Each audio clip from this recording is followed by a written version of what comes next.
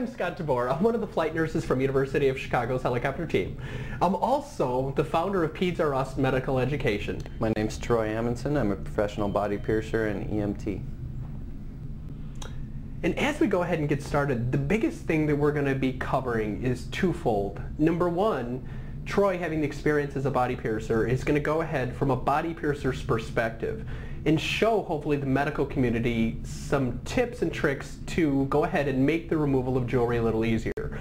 While Troy is going ahead and removing the jewelry, from a medical perspective, that's going to be my interjections, is a way to hopefully remind the medical community about, you know what, in the vast majority of cases, the jewelry actually does not need to get removed. But if for whatever reason it does need to actually be removed, we hope that this video will help you all make that situation just a little bit easier. We're going to start with removing a captive bead ring from the ear.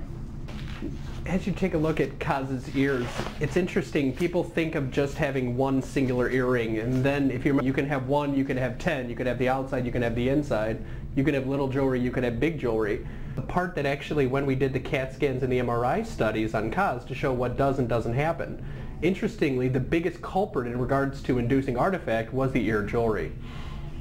So to remove this captive bead ring, we're going to insert the ring opening pliers just on the inside, making sure that we're not pinching our patient.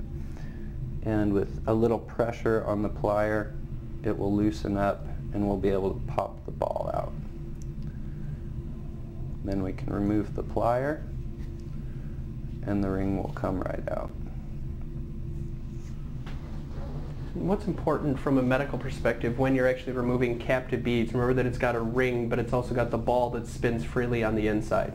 What's important whether you're removing a barbell or a captive bead, whether it's in the ear, especially when we take a look at removing tongue or any sort of oral jewelry, what's important is remember that you always have to hold on to the little part to make sure that it doesn't indeed roll back into the airway. And it's usually easier too to hold on to the bead or the ball with your dominant hand and manipulate the tool with your weaker hand.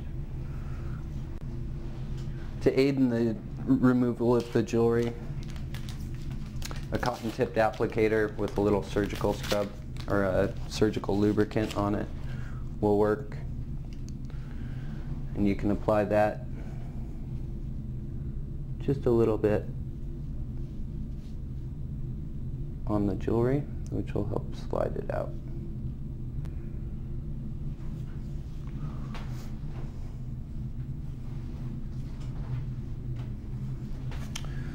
Now we're going to show the removal of an eyelet.